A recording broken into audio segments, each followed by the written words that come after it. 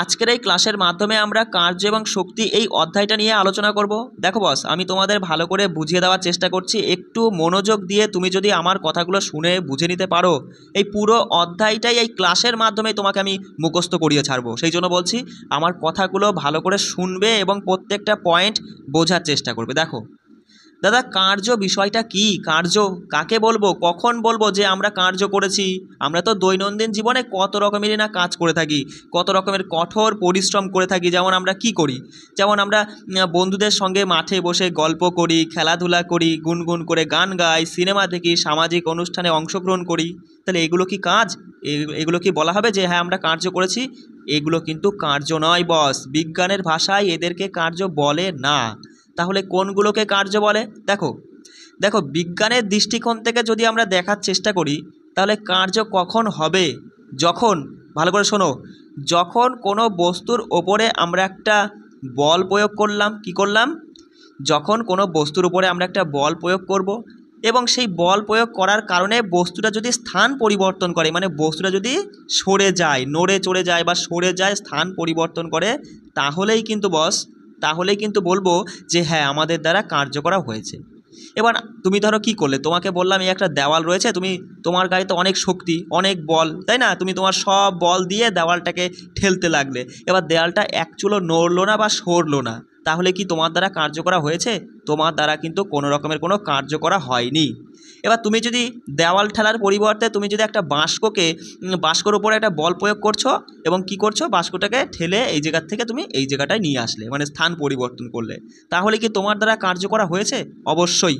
অবশ্যই তোমার দ্বারা কার্য করা হয়েছে। তাহলে কার্য হতে গেলে দুটো শর্ত আমাদের মানতেই হবে, তাই না? দুটো শর্ত আমাদের পূরণ করতেই হবে। কি কি? বস্তুর ওপর একটি বল ক্রিয়াশীল হতে হবে এবং অবশ্যই বস্তুর স্থান পরিবর্তন হতে হবে। এই দুটো ঘটনা যদি ঘটে, তাহলে আমরা বলবো হ্যাঁ দাদা আমাদের দ্বারা কার্য করা হয়েছে। ঠিক আছে? এবার দেখো এই কার্য করার ফলাফলটাকে বলা হয় কৃতকার্য। দেখো কৃতকার্য বিষয়টা হচ্ছে এই যে আমরা কোনো একটা বস্তুর উপরে কাজ করলাম, মানে কার্য করলাম, বল দিলাম, বস্তুটা স্মরণ ঘটলো, তাহলে ফলাফল কি পেলাম? ফলাফল পেলাম যে বল আর স্মরণ পেলাম। মানে কার্য করলেই, কোনো একটা বস্তুর উপর কার্য যখন হয়েছে, তার মানে নিশ্চয়ই সেখানে বল এবং স্মরণ আছে, তাই না? বিজ্ঞানের দৃষ্টিকোণ থেকে তো সেটাকেই কার্য বলা হচ্ছে। আর এই কার্যের ফলাফলটাই হচ্ছে কৃতকার্য। কেমন? তাহলে সেখান থেকে তুমি খুব সহজেই বলতে পারবে দাদা কৃতকার্য সমানই বল ইন্টু স্মরণ।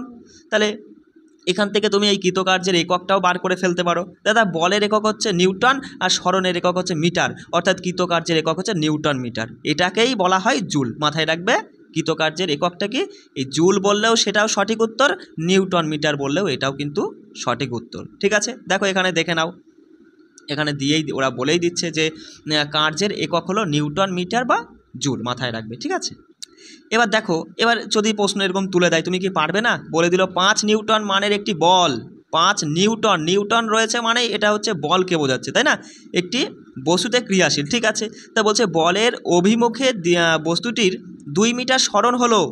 এই সরণের সময় যদি ওই বল কার্যকর করে, মানে করে থাকে বা হয়ে থাকে, তাহলে কৃতকার্যের মান কত? এখানে সোজা সাপটা প্রশ্ন বলতে চাইছে কোনো একটা বস্তুর ওপরে একটা 5 নিউটন বল ক্রিয়াশীল হয়েছে এবং তার ফলে বস্তুটার 2 মিটার সরণ ঘটেছে, তাহলে কৃতকার্য কী হবে? সঙ্গে সঙ্গে তুমি ঝেড়ে দিবা যে দাদা কৃতকার্য সমান কি, বল ইন্টু সরণ। বল এখানে 5 নিউটন আর সরণ হচ্ছে 2 মিটার, তাহলে 5 দুগুণি 10, 10 কি 10 নিউটন মিটার অথবা 10 জুল আমাদের সঠিক উত্তর হয়ে যাচ্ছে। কোনো সমস্যা রইল? তাহলে এই ধরনের প্রশ্ন আসলে তুমি কিন্তু খুব সহজেই সেগুলো করে ফেলতে পারবা।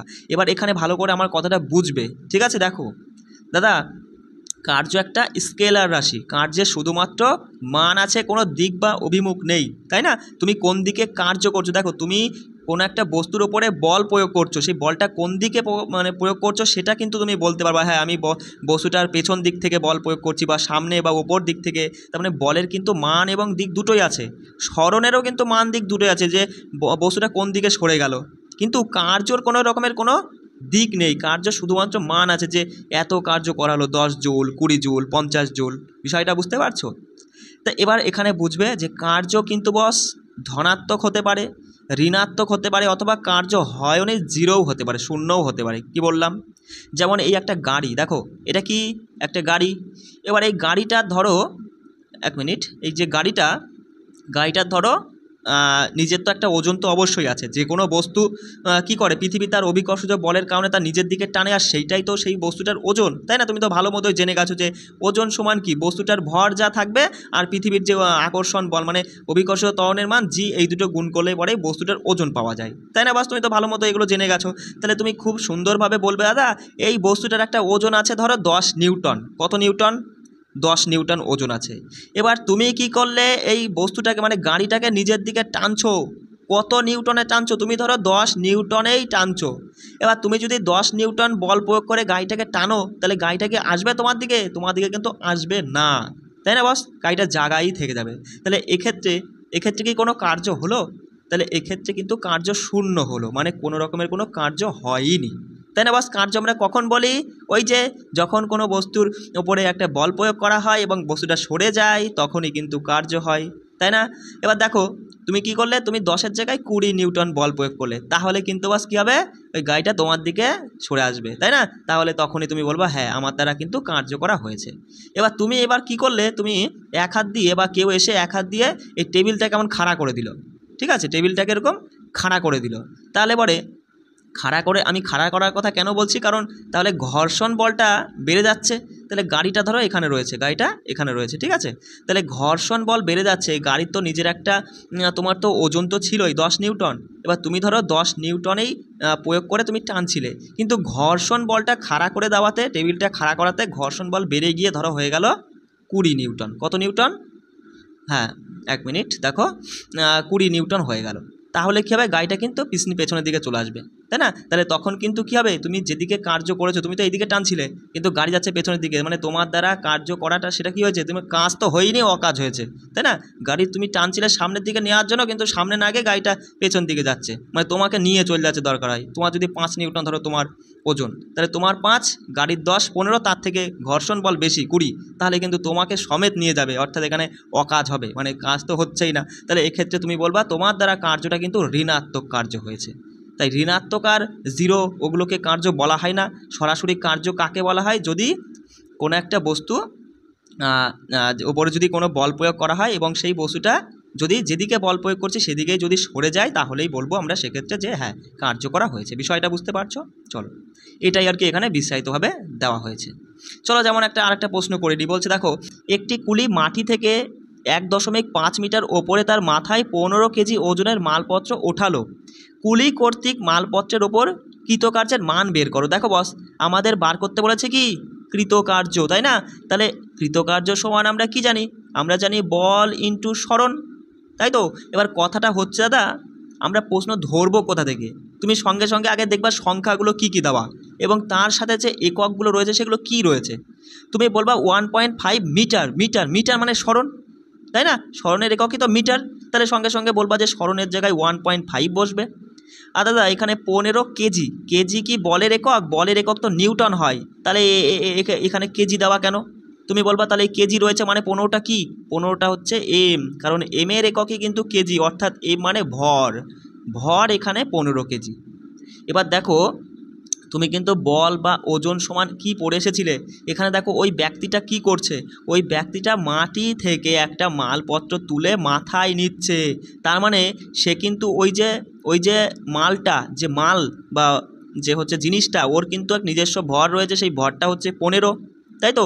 এবং সে কী করছে, মাটি থেকে মাথার উপরে তুলছে, অর্থাৎ অভিকর্ষজ বলের বিপরীত দিকে ক্রিয়া করছে। তাহলে এক্ষেত্রে আমাদের কি করতে হবে, যদি ওই মালপত্রের বল আমাদের জানতে হয়, বল বা ওজন, ওজন মানেই তো বল, বুঝতেই পারছো, আগের ক্লাসে তুমি করে এসেছো। তাহলে সেটা কি হবে? সেটা হবে দাদা ওই বস্তুর ভর ইন্টু অভিকর্ষজ ত্বরণ করলে পরেই আমরা কি পাবো, ওজন পাবো, আর যেটাই হচ্ছে ওই বস্তুর বল। তাহলে সঙ্গে সঙ্গে তুমি বলবা দাদা 10 আমি কেন ধরলাম, কারণ অভিকর্ষজ ত্বরণের মান 9.8, কিন্তু আমরা সুবিধার্থে 10 ধরে নিই, ঠিক আছে? সঙ্গে সঙ্গে বলবা এই 10-এর জন্য দশমিকটা উড়ে যাবে, 15 গুণ করলে দাদা 225 হয়ে যাচ্ছে আমাদের সঠিক উত্তর, 225 জুল। আমার কথাটা কি বুঝতে পারলে? এখানে কি করলাম বুঝতে পারলে? এককগুলো কিন্তু ভালো করে লক্ষ্য করবে, ঠিক আছে? চলে আসি এবার শক্তি বিষয়টা। দেখো কিছুই না, শক্তি কি দাদা?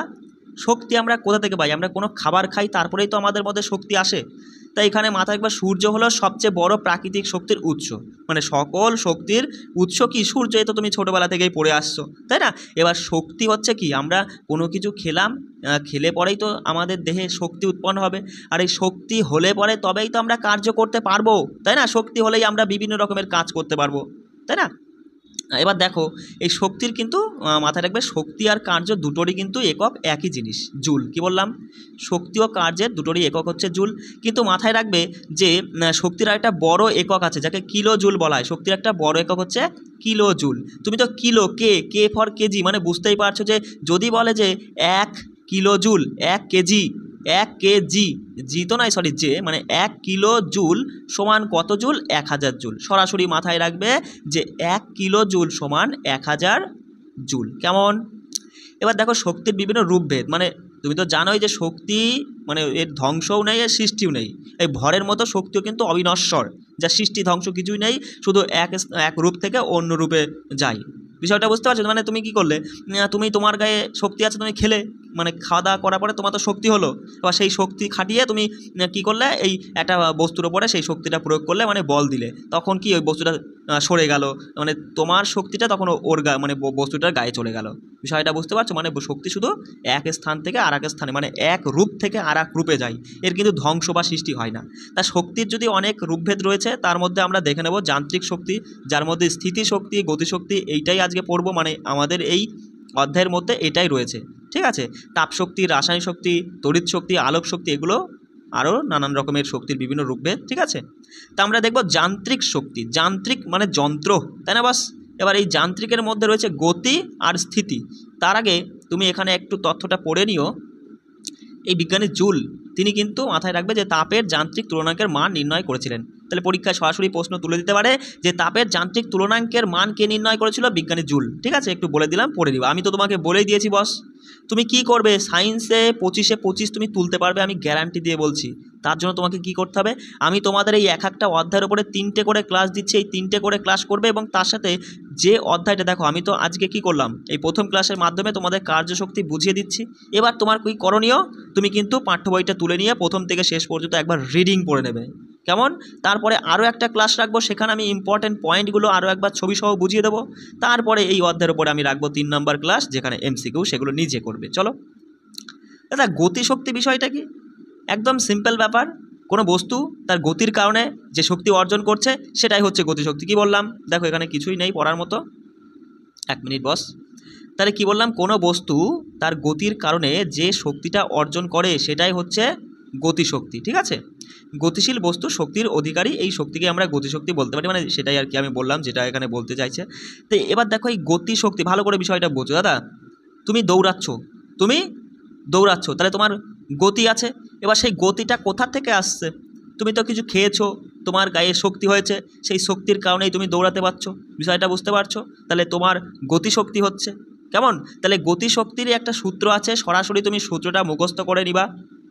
দেখো, তা এখান থেকে মাথায় রাখবে গতিশক্তিটা এসেছে কোথা থেকে, তা নিউটনের যে তৃতীয় গতিসূত্র আছে, সেই গতিসূত্রটা ভাঙিয়েই কিন্তু আমরা এই গতিশক্তিটা সূত্রটা পেয়ে থাকি। এটা তুমি মাথায় রাখলে, আর সরাসরি সূত্র মুখস্থ করে নিবা, ঠিক আছে? যে হাফ এম ভি স্কোয়ার, কী বললাম, গতিশক্তির সূত্র কি?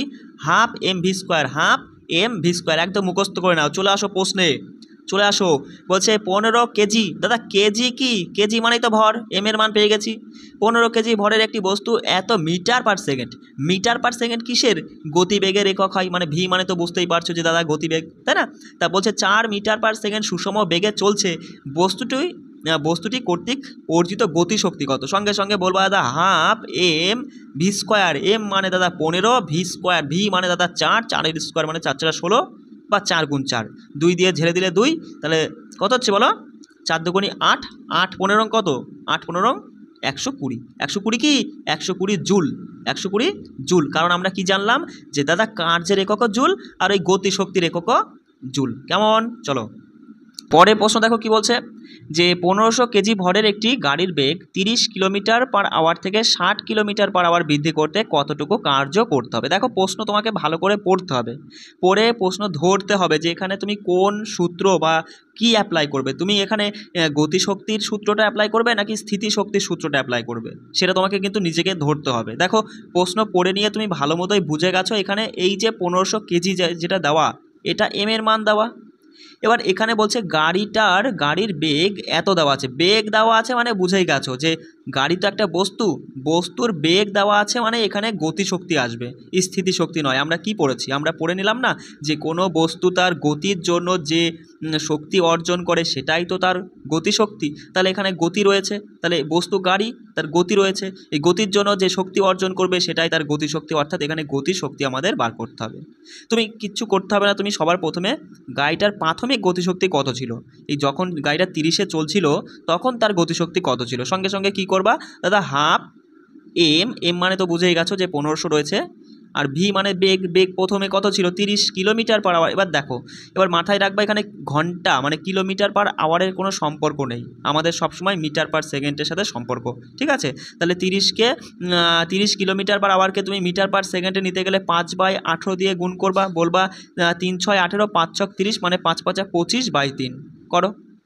25/3 মিটার পার সেকেন্ড আমরা ভি এর মান পেলাম, তার স্কোয়ার করে দেবো, মানে এটার সঙ্গে এটাই গুণ করবো আর একবার, তাই না। স্কোয়ার না লিখে এরকম করতে পারো, করে এটা ক্যালকুলেশন করবা, দেখবা আমি আর করছি না, এখানে ওরা করে দিয়েছে। দেখো এই দেখো হাফ এম এর মান এটা, আর 25/3 এটা হচ্ছে মিটার পার সেকেন্ডে, তার স্কোয়ার করলে পরে ক্যালকুলেশন করলে এটা চলে আসবে যে 1,56,250/3 জুল। এটা কি, এটা গাড়িটার প্রাথমিক গতিশক্তি, বোঝা গেল। তাহলে গাড়িটা যখন 30-এ চলছিল মানে 30 কিলোমিটার পার আওয়ারে চলছিল তখন তার গতিশক্তি ছিল এটা। এবার গাড়িটা 60-এ চলবে মানে 60 কিলোমিটার পার আওয়ারে চলবে, তাহলে তার গতিশক্তি কত হবে চলো সেটা বার করে নাও। একই সূত্রের উপরে অ্যাপ্লাই করবা যে হাফ এম এর মান এটা, আর ভি স্কোয়ার, ভি এর মান হবে 60 কিলোমিটার পার আওয়ারকে মিটার পার সেকেন্ডে নিতে গেলে ওই যে 5/18 দিয়ে কেটে বলবা যে 50/3 মিটার পার সেকেন্ড তার স্কোয়ার। এটা ক্যালকুলেশন করে দেখবা যে কত আসছে, 6,25,000/3 জুল, তাই না। তাহলে আমায় তুমি বলো, এখান থেকে তুমি আমায় একটা জিনিস বলো দাদা, যে গাড়িটা 30-এ চলছিল তখন তার এত গতিশক্তি ছিল, 60-এ চলাতে হলে মানে 60 কিলোমিটার পার আওয়ার গতিবেগে চলাতে হলে গাড়িটাকে তার গতিশক্তি এত করতে হবে 60-এ চলতে হলে এত করতে হবে, কত বাড়াতে হবে। 30-এ এটা ছিল, 60-এ এত প্রয়োজন, তাহলে কত বাড়াতে হবে, সঙ্গে সঙ্গে এটা থেকে এটা বাদ দিয়ে বলবা, মানে 6,25,000 থেকে 1,56,250 বাদ দিয়ে তুমি যেটা আসবে সেটাই সঠিক উত্তর হয়ে যাবে। নিচে কিন্তু 3 রয়েছে, 3 মানে কি আবার 3 দিয়ে ভাগ করতে হবে, বিষয়টা বুঝতে পারছো। এখানেও 3 এখানেও 3, তার মানে বাদ দিবা, বাদ দেওয়ার পরে যেটা আসবে তাকে 3 দিয়ে ভাগ করবা, ভাগ করলে দেখো এটা সঠিক উত্তর চলে। মানে এই প্রশ্নটা একটু হ্যাপা দিয়ে দিয়েছে, প্রশ্নটা আরও সহজ দিয়ে বোঝাতে পারতো।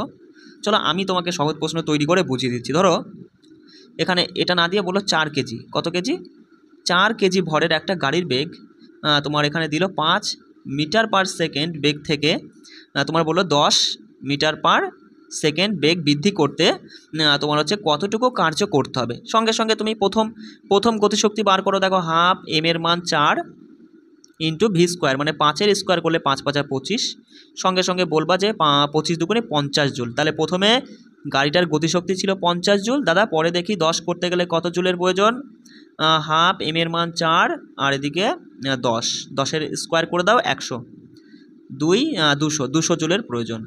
মানে তুমি ভালো মতোই বুঝে গেছো যে প্রথমে 5-এ চললে পরে 50 জুল প্রয়োজন, 10-এ চলতে গেলে 200 জুলের প্রয়োজন। তাহলে প্রথমে তো 5-এ চলছিলই, 50 জুল শক্তি তো তার ছিলই, এবার 200 জুল যেতে গেলে তাকে কত বাড়াতে হয়েছে, 150। সঠিক উত্তর কী হবে, যে 150 জুল তার এখনও কার্য করতে হবে, তাহলে পরেই তার গতিটা 10-এ হয়ে যাবে।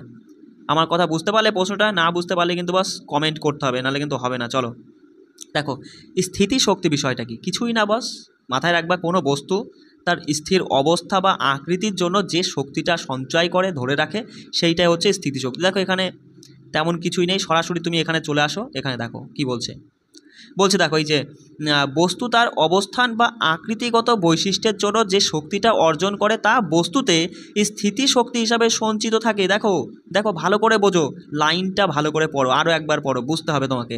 যে বলছে বস্তু তার অবস্থান এবং আকৃতিগত বৈশিষ্ট্যের জন্য যে শক্তি অর্জন করে তা বস্তুতে মানে বস্তুর মধ্যেই স্থিতি শক্তি হিসাবে সঞ্চিত থাকে। দেখো কোনো একটা বস্তু, দেখো কোনো একটা বস্তু, ধরো এই একটা বিল্ডিং, বিরাট বড় একটা বিল্ডিং, মানে 10তলা বিল্ডিং। এবার 10তলা বিল্ডিংয়ের নিচে প্রথম তলায় তুমি একটা বস্তু নিয়েছো, হাতে নিয়েছো। এবার ওই বস্তুটার মধ্যে স্থিতিশক্তি বস্তুটার মধ্যে যে স্থিতিশক্তিটা রয়েছে সে তার তুলনায় তুমি কি করলে, এই বিল্ডিংয়ের একদম চূড়ায় চলে গেলে, মাথায় নিয়ে গেলে, ঠিক আছে, ওই বস্তুটাকেই সেম ওই একই বস্তুটাকে তুমি নিয়ে গেলে, তাহলে কি হবে, ওই বস্তুর মধ্যে স্থিতিশক্তি কিন্তু বেড়ে যাবে, এখানে গিয়ে কিন্তু বেড়ে যাবে। মানে বিষয়টা বোঝো। ধরো এখানে ধরো এই যে প্রথম তলা থেকে তুমি বস্তুটাকে যদি ছেড়ে দাও, তাহলে বস্তুটা প্রথমেই তো বস্তুর স্থিতিশক্তি রয়েছে, তারপরে স্থিতিশক্তি আস্তে আস্তে কি গতিশক্তিতে পরিণত হবে, তাই না?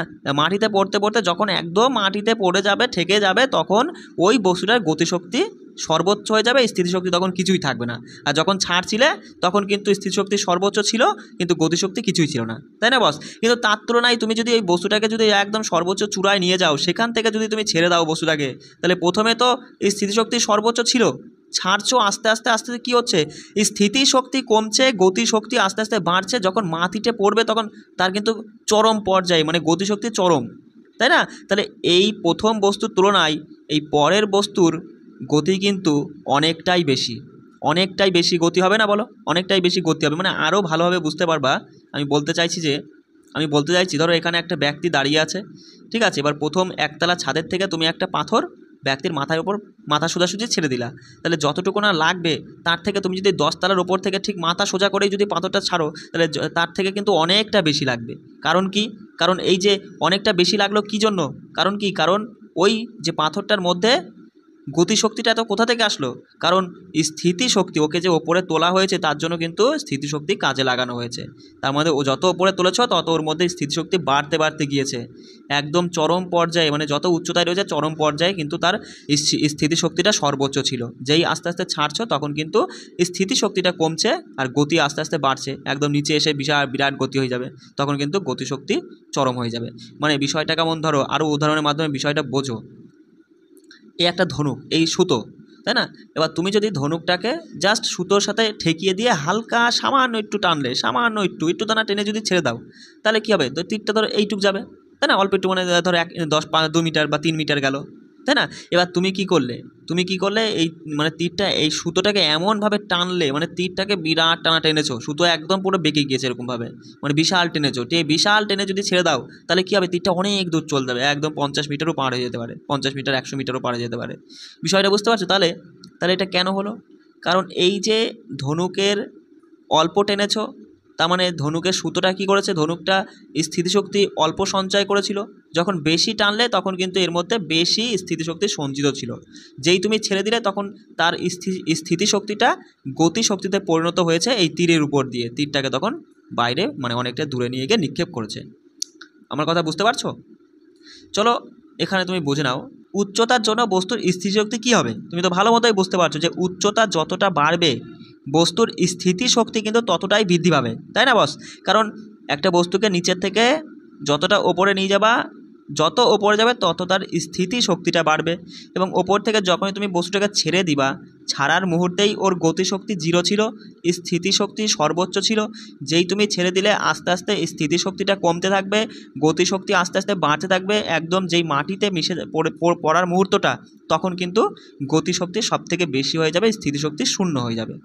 বিষয়টা বুঝতে পারছো? চলো এবার এখানে ভালো মতোই বুঝতে পারছো যে কোনো বস্তুকে যত উঁচুতে নেব তত তার স্থিতিশক্তি বাড়বে এবং গতিশক্তি কমতে থাকবে, আর কোনো বস্তুকে ওপর থেকে ফেললে পরে যত সে নিচে আসবে তত তার গতিশক্তি বাড়বে, স্থিতিশক্তিটা কমতে থাকবে। তা সরাসরি তুমি এখান থেকে মাথায় রাখবা, এই স্থিতিশক্তির সূত্রটা মাথায় রাখবা যে mgh, m মানে বস্তুর ভর, g মানে অভিকর্ষজ ত্বরণ, আর h মানে উচ্চতা। দেখো এখানে g কেন আসছে?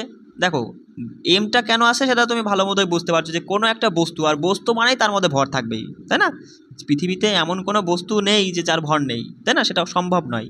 তাহলে যে কোনো বস্তুরই ভর আছে, তাহলে ভর তো আমাদের লাগবেই। আর জি মানে অভিকর্ষজ ত্বরণ কেন আসছে? কারণ আমরা এই স্থিতিশক্তি কিসের উপর পাচ্ছি? যত ওপরে নেব তত স্থিতিশক্তি বাড়বে, মানে তত কি আমাদের কি হবে, মানে উচ্চতাটা যত বৃদ্ধি হবে তত স্থিতিশক্তি বাড়বে, মানে আমাদের এখানে অভিকর্ষজ বলের বিরুদ্ধে একটা কাজ করা হচ্ছে, তাই না?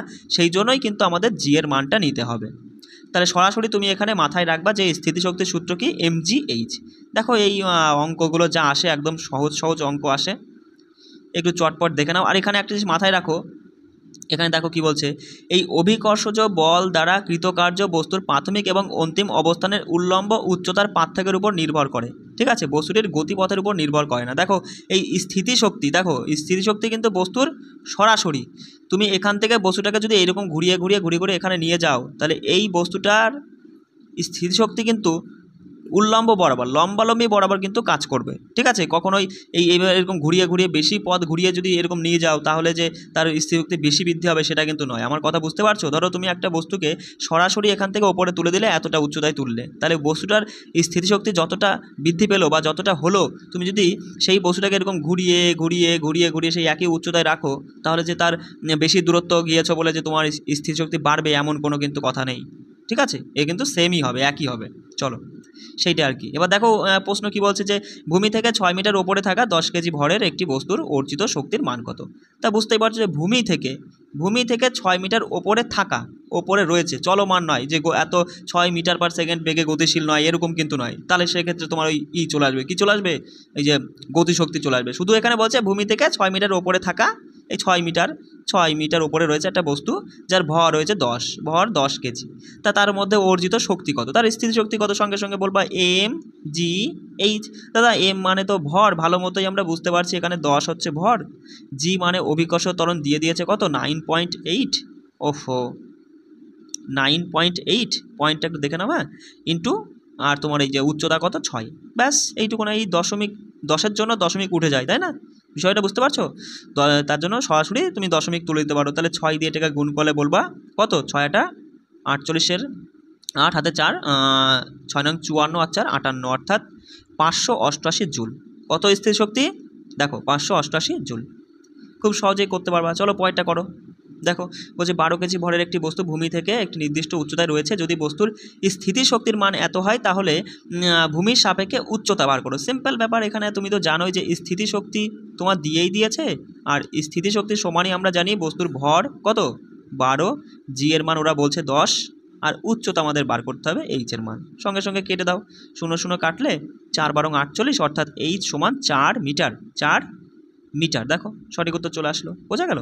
কিছুই না, একদম সহজ সরল জিনিস, শুধু তুমি সূত্র দুটো মুখস্থ করবা। আশা করি তোমাদের স্থিতিশক্তি আর গতিশক্তি বিষয়টা বোঝাতে পেরেছি। এবার দেখো শক্তির বিভিন্ন রূপ কি, পারস্পরিক রূপান্তর যুগ, অবশ্যই প্রকৃতিতে শক্তির রূপান্তর অসংখ্য উদাহরণ রয়েছে। যেমন এই যে তুমি এখন ফ্যানের হাওয়া খাচ্ছ, তাই না? তাহলে কি তড়িৎ শক্তি তোমার যান্ত্রিক, মানে যন্ত্রে, পাখা বা ফ্যানটা তো একটা যন্ত্র, তাহলে তড়িৎ কিসে যাচ্ছে, যন্ত্র, অর্থাৎ যান্ত্রিক শক্তিতে রূপান্তরিত হচ্ছে। তারপরে যেমন তুমি ঘরে লাইট জ্বালিয়ে পড়াশোনা করছো, তার মানে লাইটটা জ্বলছে, তার মানে কি তড়িৎ শক্তি তোমার হচ্ছে আলোক শক্তিতে রূপান্তরিত হচ্ছে। তাহলে শক্তির কিন্তু রূপান্তরে অনেক রকমের উদাহরণ আছে, সেগুলো আমরা আগেই পড়ে নিয়েছি, তাই না? এখানে ওর সম্পর্কে বেশি তথ্য দেওয়া নেই। চলে আসে দেখো শক্তির সংরক্ষণ কি বলছে, ভালো করে পড়বে। দেখো সেই ভরের মতো একই জিনিস, যে আমরা জানি যে কি শক্তি সংরক্ষণ সূত্র কি বলে, যে এই সূত্রানুসারে শক্তি কেবল এক রূপ থেকে অন্য রূপে রূপান্তরিত হয়, একে সৃষ্টিও করা যায় না অথবা ধ্বংসও করা যায় না। রূপান্তরের আগে এবং পরে মোট শক্তি একই থাকে। শক্তির সংরক্ষণ সূত্র সব পরিস্থিতিতে এবং সব ধরনের রূপান্তরের ক্ষেত্রে সমানভাবে প্রযোজ্য। দেখো ভালো করে বোঝো, যে শক্তির সংরক্ষণ সূত্র বলে যে শক্তির কোনো সৃষ্টি বা ধ্বংস নেই, শুধু এক রূপ থেকে আর এক রূপে যায়, তাই না? যেমন যান্ত্রিক শক্তি আর স্থিতিশক্তির মধ্যে, মানে যান্ত্রিক শক্তির মধ্যে যেমন রয়েছে কি গতিশক্তি আর স্থিতিশক্তি, তাহলে এই দুটো নিয়ে যদি আমরা তুলনা করি, দেখো এই দুটো নিয়ে যদি আমরা তুলনা করি, দেখো এখানে ছকের মাধ্যমে বোঝাচ্ছি, এই দুটো নিয়ে, এই যান্ত্রিক শক্তির মধ্যে স্থিতিশক্তি আর গতিশক্তি রয়েছে, এই দুটোর মধ্যে যদি আমরা তুলনা করি, কখনো স্থিতিশক্তি বাড়বে, কখনো গতিশক্তি হচ্ছে কমবে, তাই না? যেমন এখানে দেখো, এখানে বুঝে নাও, একটা ভূমি থেকে 4 মিটার উচ্চতায় একটা বস্তু রয়েছে, সেই বস্তুটার স্থিতিশক্তি যদি দেখো উপরে দিয়েছে কত 20 কেজি ভর, এবং এখানে দেখো 20 কেজি ভরের একটা বস্তু 4 মিটার উচ্চতা থেকে ফেলা হচ্ছে, তাহলে 4 মিটার উচ্চতাতেই বস্তুটার স্থিতিশক্তি কত হবে? সঙ্গে সঙ্গে বলবা যে জি এর মান যদি 10 ধরি, তাহলে এখানে হচ্ছে কত বলো বস? তাহলে হচ্ছে 800, তাই না? 800 জুল। তাহলে 800 জুল হলে সর্বোচ্চ উচ্চতায় 4 মিটার উচ্চতাতেই সর্বোচ্চ উচ্চতাতেই গতিশক্তি কিন্তু 0, তাই না? স্থিতিশক্তি 800, গতিশক্তি 0, তাহলে এদের গতিশক্তি আর স্থিতিশক্তি কত হলো? মোটমাট 800ই থাকলো, 800 জুলই থাকলো। ঠিক একই রকমই 3 মিটার উচ্চতায় কমে যাবে, 3 মিটারে 600 হয়ে যাবে। 3 মিটারে যদি 600 জুল হয়, সঙ্গে সঙ্গে বলবা তাহলে গতিশক্তি হবে 200 জুল, 800 জুলই থাকবে। 2 কত হবে? 2 যদি 400 হয়, 400 জুল হয়, তাহলে গতিশক্তি তোমার কত হবে? 400 হবে, আর মোটমাট সেই 800ই থাকতে হবে, তাই না? আর একে গিয়ে কি হবে? একে গিয়ে তোমার হচ্ছে 200 হবে। একে যদি 200 হয়, তাহলে এখানে তোমার হচ্ছে গতিশক্তি এবার বেড়ে যাচ্ছে, 600 হয়ে যাবে, আর মোটমাট 800ই থাকবে। মাটিতে মিশে গেলে স্থিতিশক্তি হয়ে যাবে 0, আর তোমার এই গতিশক্তি কত হবে? 800 হয়ে যাবে, তাই না? আর তাহলে মোটমাট 800ই থাকবে। মানে কখনো এটা বাড়বে, কখনো এটা বাড়বে, বা কখনো এটা বাড়বে, কখনো এটা কমবে, কিন্তু মোটমাট এদের দুজনের যোগফল তোমার ওই শক্তি কিন্তু সেমই থাকবে, সেম থাকতেই হবে, কারণ শক্তির ধ্বংস বা সৃষ্টি নেই, ঠিক আছে? শক্তি শুধু এক রূপ থেকে আর এক রূপে পরিবর্তন হচ্ছে, কখনো স্থিতিশক্তি থেকে গতিশক্তিকে যাচ্ছে, কখনো গতিশক্তি থেকে স্থিতিশক্তিতে ফিরে আসছে, সেইটাই আর কি এখানে তুলে ধরেছে ওরা, বুঝতে পারছো? কৃতকার্যের হার বলতে কি বোঝানো হয়েছে? ভালো করে বুঝবে। বলছে কৃতকার্যের হার, দেখো কৃত মানে হচ্ছে করা, কোনো একটা বস্তু বা ব্যক্তি বা মেশিনের দ্বারা কোনো একটা কিছু করা, কি করা? কোনো একটা কার্য করা। এবার সেই কার্য মানে সেই কাজটা কি হারে করছে, মানে পার সেকেন্ডে কি হারে, মানে বলবা যে পার সেকেন্ডে ওই মেশিনটা কতটুকু করে কাজ করছে, সেটাই হচ্ছে কৃতকার্যের হার। আর যার নাম দেওয়া হয়েছে ক্ষমতা, কি নাম দেওয়া হয়েছে? ক্ষমতা। দেখো এখানে তুমি দেখে নাও, এখানে বলেই দিচ্ছে যে কার্য করার হার বা শক্তি সঞ্চালনের হারকে ক্ষমতা বলা হয়।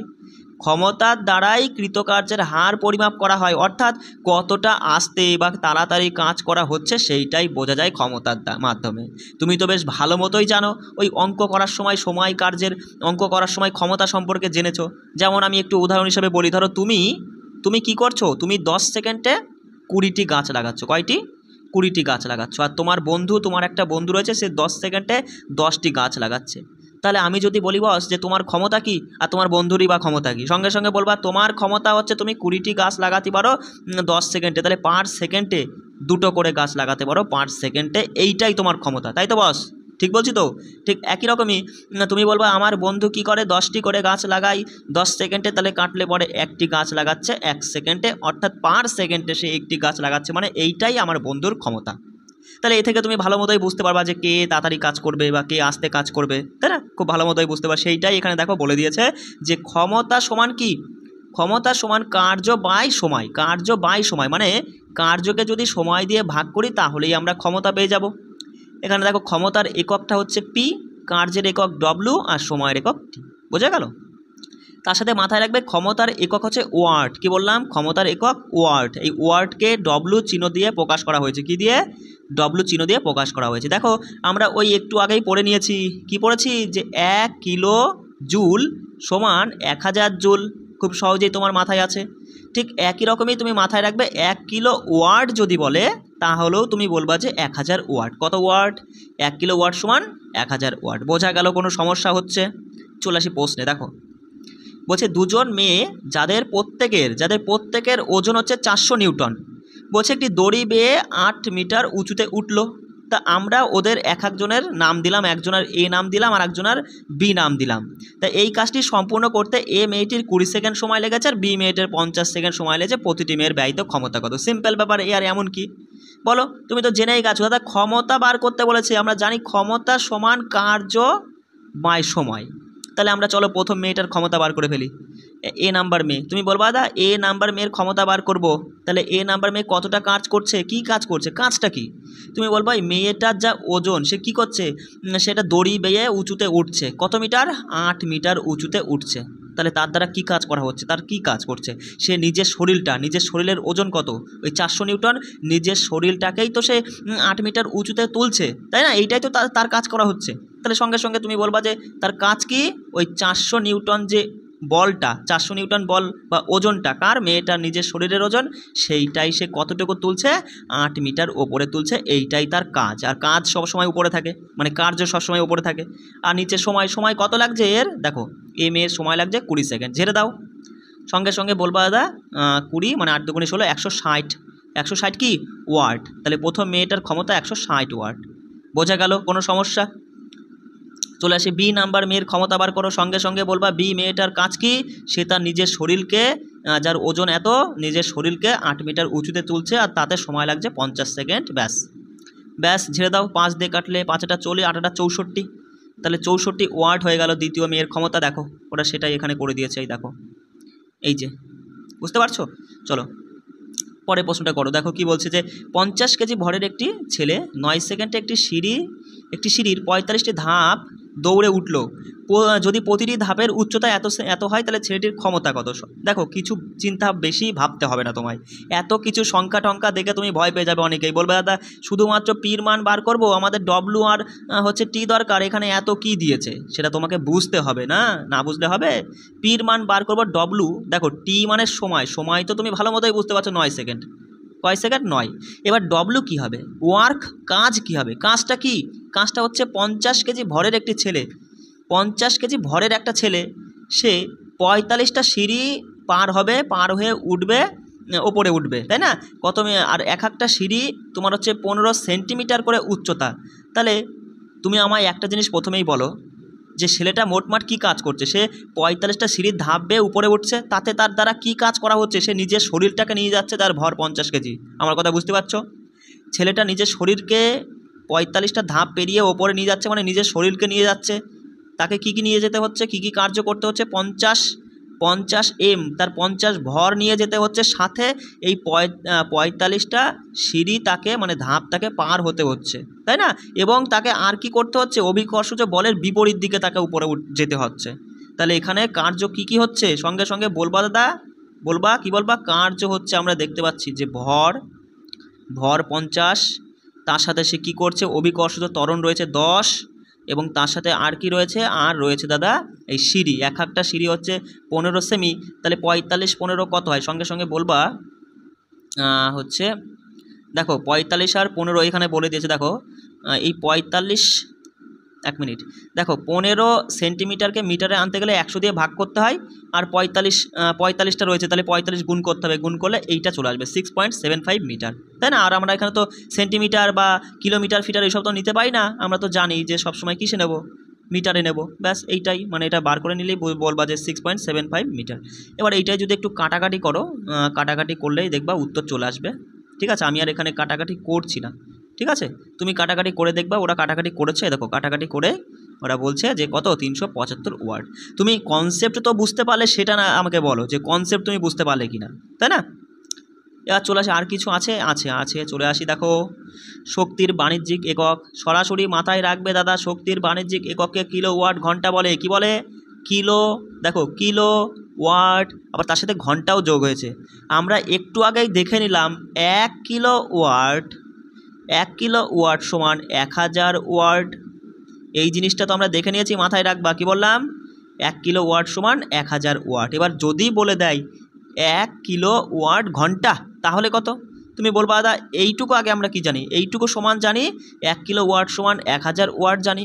এবার এই ঘন্টার জন্য আমাদের কি করতে হবে? সবসময় কি করতে হবে? দেখো ঘন্টা তো চলে না সবসময়, মানে টাইম কি চলে, মানে টির মান সবসময় সেকেন্ডে নিতে হয়। তাহলে 1 ঘন্টা সমান 3600 সেকেন্ড, 3600 দিয়ে গুণ করে তুমি বলবা, এই দেখো এত হচ্ছে, কত হচ্ছে? একক, দশক, শতক, হাজার, অযুত, লক্ষ, 36 লাখ হয়ে যাচ্ছে তোমার জুল, বা এটাকে বলতে পারো 3.6 × 10⁶ জুল। তাহলে 1 কিলো ওয়াট ঘন্টা সমান কত জুল?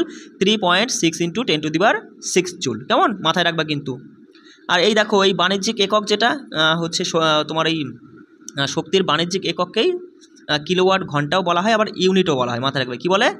ইউনিট বলে, মাথায় রাখবে ইউনিট। চলে আসি প্রশ্নে। দেখো 60 ওয়াটের একটি বৈদ্যুতিক বাতি প্রতিদিন 6 ঘন্টা করে জ্বালানো হয়, তা বাতিটি প্রতিদিন কত ইউনিট বৈদ্যুতিক শক্তি খরচ করে হিসাব করো। দেখো সিম্পল ব্যাপার দাদা, তুমি প্রশ্ন পড়ে নিয়েছো, প্রশ্নের মধ্যে তুমি কি পেয়েছো তাই বলো আগে। সঙ্গে সঙ্গে বলবো, আমরা দেখতে পাচ্ছি 60 ওয়াট ডব্লু, তার মানে এটা কি? এটা পি এর মান, পি সমান 60 পেয়ে গেছি। ভালো করে বুঝতে পারছো আমার কথা, বুঝতে পারছো? তারপরে বলছে 6 ঘন্টা। দাদা 6 কি ঘন্টা, ঘন্টা মিনিট বা সেকেন্ড এগুলো সবই তো সময়কে বোঝাচ্ছে, মানে টি সমান 6 ঘন্টা। বোঝা গেল, তাই না? এবার আমাদের জানতে চাইছে যে বাতিটি প্রতিদিন কত ইউনিট বৈদ্যুতিক শক্তি খরচ করে, মানে প্রতিদিন কতটুকু করে ইউনিট পোড়ায়, মানে এটাই তো কাজ। বাতির কাজ কি?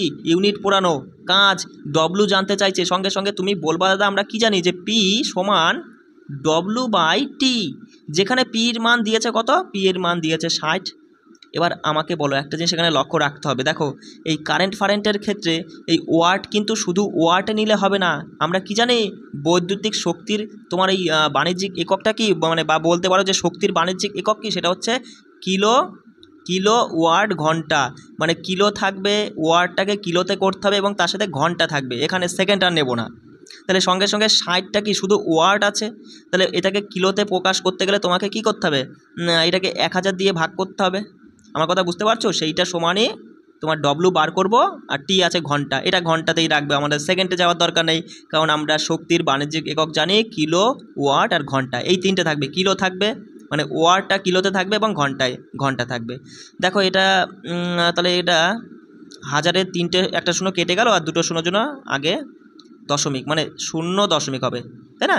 তাহলে বুঝতে পারছো আমার কথা, বুঝতে পারছো যে 0.06 কিলো ওয়াট, আর সেটা সমানই W/T। তাহলে 6 দিয়ে এটা গুণ করে বলবা, দেখো এরকম হচ্ছে, দেখো ওরা করে দিয়েছে যে আমরা কী পেলাম 0.06, এটা সমানই ডব্লু বার করবো আর নিচে আছে 6 দিয়ে গুণ করলে 6 6 36, আগে দশমিক থাকছে, এটা সমানই ডব্লু, অর্থাৎ ওয়ার্ক। এই ডব্লু মানে কি? এটা কিন্তু ওয়ার্ক নয়, এটা হচ্ছে ওয়ার্ক, কাজ। কি কাজ করা হচ্ছে? বাতিটি প্রতিদিন কত ইউনিট কাজ করছে বা বিদ্যুৎ শক্তি খরচ করছে? এই তোমার 0.36, এত কি?